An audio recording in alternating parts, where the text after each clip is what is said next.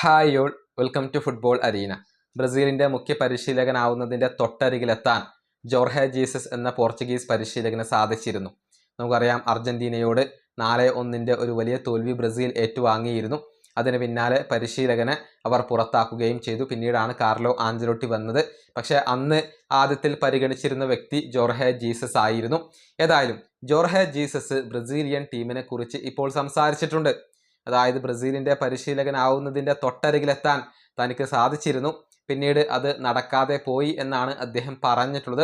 മാത്രമല്ല, വേൾഡ് കപ്പിന് ഫ്ലമങ്കോക്ക് വേണ്ടി കളിക്കുന്ന പെഡ്രോയെ താൻ കൊണ്ടുപോകുമായിരുന്നു എന്നുകൂടി അദ്ദേഹം പറഞ്ഞിട്ടുണ്ട്.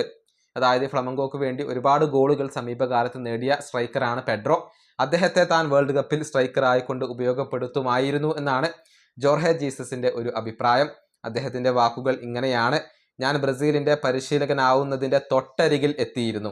ബ്രസീൽ അർജന്റീനയോട് പരാജയപ്പെട്ടതിന് ശേഷമായിരുന്നു അത്. ബ്രസീലിന്റെ സ്ക്വാഡ് വരെ എൻ്റെ മനസ്സിൽ ഉണ്ടായിരുന്നു. പക്ഷേ പിന്നീട് അത് നടക്കാതെ പോയി. ഞാൻ ബ്രസീലിന്റെ പരിശീലകനായിരുന്നുവെങ്കിൽ വേൾഡ് കപ്പ് സ്ക്വാഡിൽ 1-2 മാറ്റങ്ങൾ വരുത്തുമായിരുന്നു. പ്രത്യേകിച്ച് പെഡ്രോയെ വേൾഡ് കപ്പിന് ഞാൻ കൊണ്ടുപോകുമായിരുന്നു. കാരണം ബ്രസീലിലെ ഏറ്റവും മികച്ച സ്ട്രൈക്കർ അവനാണ്. ഇതാണ് ജോർഹെ ജീസസ് പറഞ്ഞിട്ടുള്ളത്. പെഡ്രോയെ പോലെയുള്ള ഒരു താരത്തെ ബ്രസീൽ കൃത്യമായി ഉപയോഗപ്പെടുത്തിയില്ല എന്നാണ് ഇദ്ദേഹം ഇപ്പോൾ വ്യക്തമാക്കിയിട്ടുള്ളത്. ഏതായാലും പോർച്ചുഗൽ ദേശീയ ടീമിന്റെ പുതിയ പരിശീലകനായിക്കൊണ്ട് ജോർഹെ ജീസസ് എത്തിയിട്ടുണ്ട്. ക്രിസ്ത്യാനോ റൊണാൾഡോയെ ഇതുവരെ അൽ നസ്റിൽ അദ്ദേഹം പരിശീലിപ്പിച്ചു. ഇനി പോർച്ചുഗൽ ദേശീയ ടീമിലാണ് ജോർഹെ ജീസസ് പരിശീലിപ്പിക്കുക. ഈ വീഡിയോ അവസാനിപ്പിക്കുന്നു. അടുത്തൊരു വീഡിയോ കാണാം.